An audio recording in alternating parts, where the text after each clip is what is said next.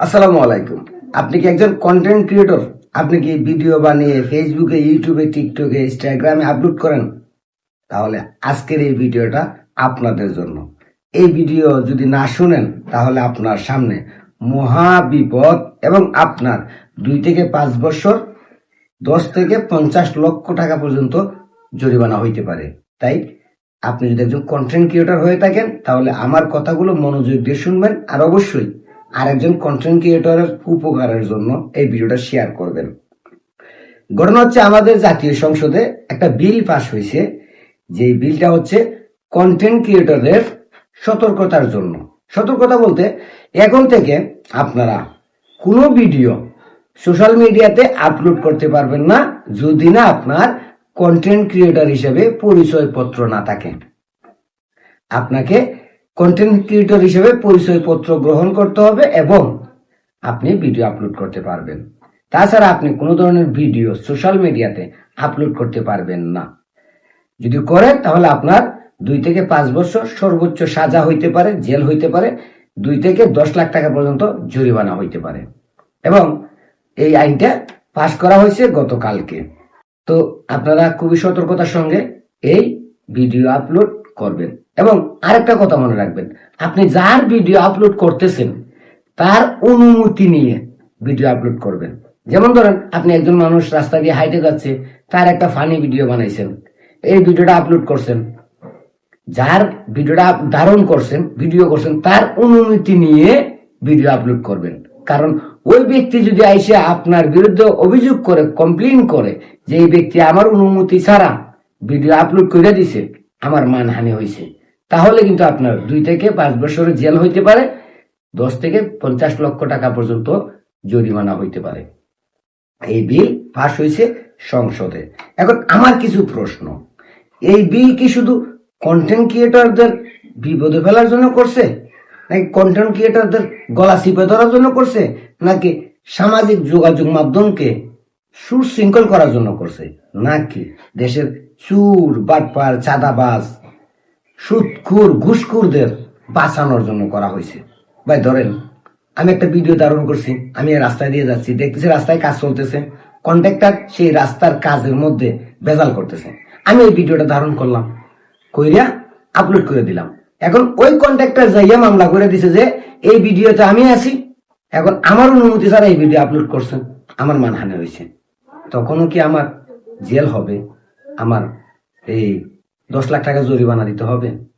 ধরেন একজন সরকারি কর্মকর্তা অফিসে আপনার একটা ফাইল সাইন করতেছে না ঘুষ ছাড়া, এখন আপনি ঘুষ দেওয়ার সময় অন্য আরেকজন ভিডিওটা ধারণ করে ফেলাইছে, করে সামাজিক যোগাযোগ মাধ্যমে আপলোড করে দিছে। এখন ওই কর্মকর্তা যাই অভিযোগ করলো যে আমার ভিডিও কেন সোশ্যাল মিডিয়াতে আপলোড করা হইলো, এইটার জন্য আপনি কি জেলে যাবেন? এই প্রশ্নগুলো কিন্তু আমার মনে এখন জাগতেছে। ধরেন দেশে একজন মানুষকে একজন মাইরা ফেলতেছে আপনার সামনে, আপনি ওই ভিডিওটা ধারণ করলেন, এখন ভিডিওটা ধারণ করার কইরা আপনি ভিডিওটা আপলোড করলেন, এই জন্য আপনার সাজা হবে, কিন্তু যে মারছে তার কি হবে?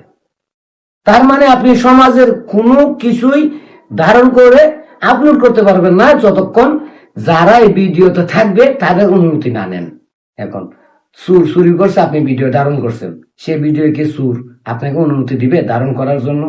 ঘুষখোর ঘুষ খাইছে, আপনি ভিডিও ধারণ করছেন, ঘুষখোর কি অনুমতি দিবে আপনাকে ভিডিওটা আপলোড করতে? বা চাঁদাবাজ চাঁদাবাজি করছে, আপনি ভিডিও ধারণ করছেন, চাঁদাবাজ কি আপনাকে অনুমতি দিবে এই ভিডিওটা আপলোড করার জন্য?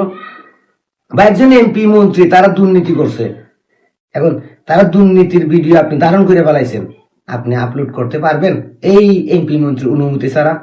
পারবেন না। কারণ তারা যদি অভিযোগ করে তাহলে তো আপনার 2 থেকে 5 বছর জেল, 10 থেকে 50 লক্ষ টাকা পর্যন্ত জরিমানা হবে, যে বিল পাস করা হয়েছে। এখন আমার প্রশ্ন, এটা কি কন্টেন্ট ক্রিয়েটরদের গলা চিপা ধরার জন্য, সত্যি কথা বন্ধ করার জন্য, সত্য প্রচার বন্ধ করার জন্য, নাকি দেশের দুর্নীতি বা চাঁদাবাজ, লুটপাট, সুদখোর, ঘুষখোর এদেরকে বাঁচানোর জন্য করা হয়েছে? কি মনে হয় আপনাদের? আমি আশা করি বাংলাদেশের প্রত্যেকটা কন্টেন্ট ক্রিয়েটর তার তার নিজ নিজ জায়গা থেকে এটা নিয়ে কথা বলবেন, যার যার যুক্তি তুলে ধরবেন। কারণ আমার কাছে মনে হয়েছে এই বিল, এই আইন বাংলাদেশের দুর্নীতি বা চাঁদাবাজ, ঘুষখোর, সুদখোরদের আরো বেশি দুর্নীতি, ঘুষ, চাঁদাবাজি করার একটা রাস্তা খুইলা দিবে। যখন সাধারণ মানুষ এদের কুকর্ম সোশ্যাল মিডিয়ার মধ্যে তুলে ধরতে পারবে না, তখন তাদের প্রমাণও থাকবে না, আর তারা দুর্নীতি, চাঁদাবাজি, লুটপাট, মানুষ খুন, হত্যা সবই করতে পারবে। এবার কন্টেন্ট ক্রিয়েটররা, আপনারা যদি চান কন্টেন্ট ক্রিয়েটর হইতে, সোশ্যাল মিডিয়াতে জনপ্রিয় হইতে, তাহলে আগে কন্টেন্ট ক্রিয়েটর হিসেবে পরিচয়পত্র দখল করেন, পরিচয়পত্র নেন, নিজের একটা কন্টেন্ট ক্রিয়েটর কার্ড জোগাড় করেন, তারপরে কন্টেন্ট ক্রিয়েটর হন।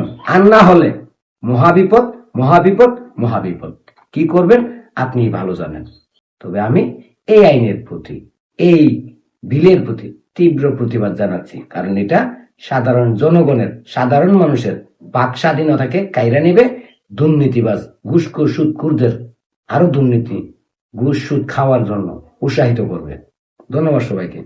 আপনার মতামত অবশ্যই দিবেন। সরকার যে আইন পাশ করছে কন্টেন্ট ক্রিয়েটরদের বিরুদ্ধে, এটাকে আপনি সমর্থন করেন কিনা।